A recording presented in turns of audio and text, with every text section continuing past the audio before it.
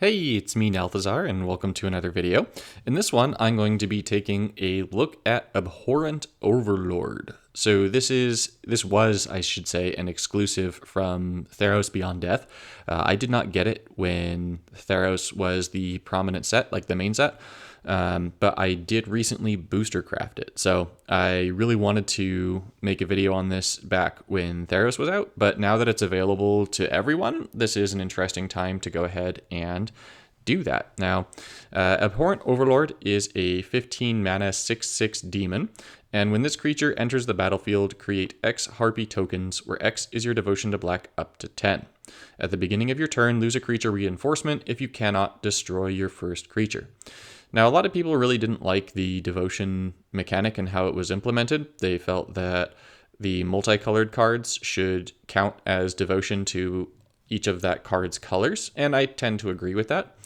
As you can see by the deck list on the side over here, the deck has some really interesting cards that you probably don't use. So one of them is a card that I just drew there, Scheming Symmetry, and it's actually going to be Scheming Symmetry and Wishclaw Talisman together, right? So Scheming Symmetry is 5 mana, it's a spell, and then each player fetches the first card that costs 14 or less from their library that is not named Scheming Symmetry, puts it in their hand, and those cards gain half of their mana.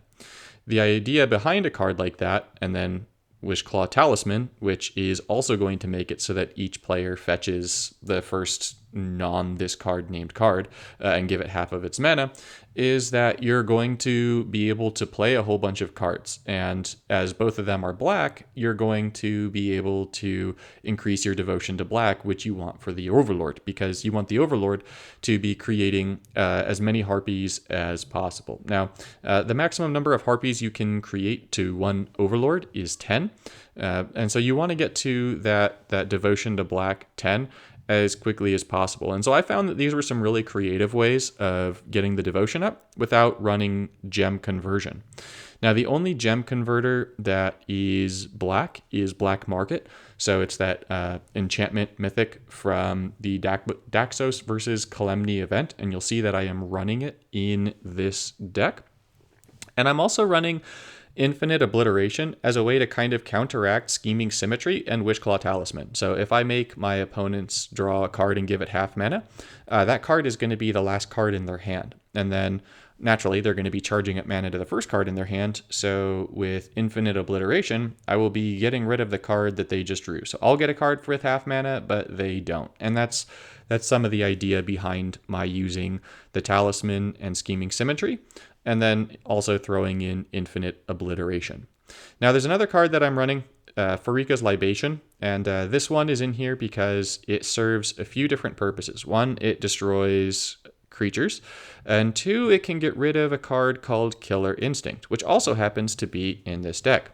Killer Instinct is an absolutely terrifying card, and you never want to see your opponent with Killer Instinct. And so Pharika's Libation gives us a way in black of destroying that, as does, by the way, the Mythos of Nethroi, but I wanted to have more than one removal option at my disposal. The last pieces of the deck, and you get to see the gameplay in the background, I'll narrate over the gameplay in just a minute, are going to be Yarok the Desecrated and Thassa Deep Dwelling. So Yarok is going to be enabling the Overlords to come in and produce up to 20 tokens each time. And then the Thassa is going to make it so that we could, if we wanted to, flicker the Overlord every turn and get even more of those Harpy tokens. Now, in this match right here against Tamiyo, I actually get a pretty great ending, which is why I chose to use this match. And the Overlord gets some really, really big tokens, like really, really big tokens, which is pretty sweet. So I actually really like Yarok. You've seen me run it in a few other videos, but it's definitely really cool with the Abhorrent Overlord. So if you haven't picked up the Overlord, or if you have but you haven't tried it because you're like, this is a devotion card and I don't like devotion, then you should definitely, if you can, try out some version of this deck. You can run a whole bunch of very non-meta cards just because you're trying to get your devotion up. And so you can do some really cool things. And I found that I had a lot of fun with this deck. So I was running this deck for, I want to say 2 straight days in the training grounds, where I was just playing this one over and over and over again. So we're working our way up. You'll see that my Bolas dude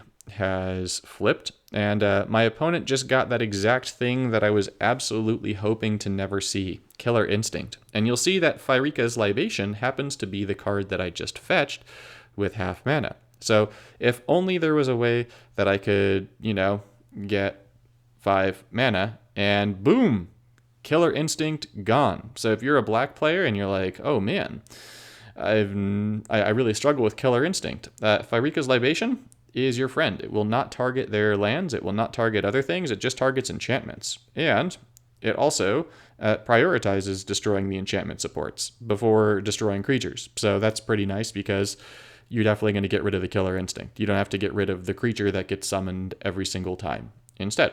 Now, I have a whole bunch of Abhorrent Overlords in my hand right now. I don't know why I'm struggling to say Overlord right now. It's like I'm a fancy person or something. Overlord. I don't know. Overlord. Yeah, all right, whatever. Good enough.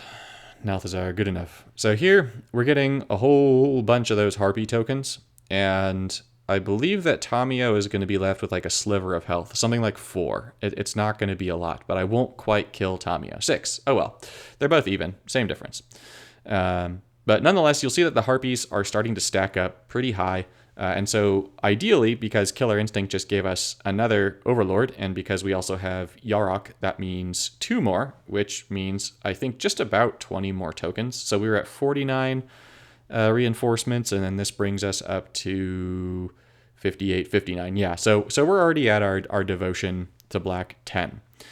Now, here we're using our second ability, and that's going to bring back all of the Abhorrent Overlords that are in our graveyard with all of their reinforcements. So you're going to see even more Overlords are coming back, more Harpies are coming onto the battlefield, and now we're getting a super massive Harpy. So we're going to, unfortunately, be giving Tamio Harpies, and I don't know that she... that was terrible, I'm sorry. I'm not sorry, actually. I'm just going to keep going.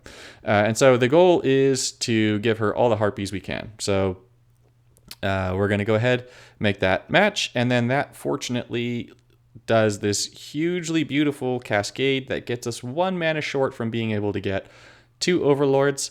But nonetheless, I succeeded in my goal. I really wanted to try and figure out a way to get a 100 plus power Harpy, and this was it. So I hope you guys enjoyed this. Thank you for tuning in, and I'll see you in the next one.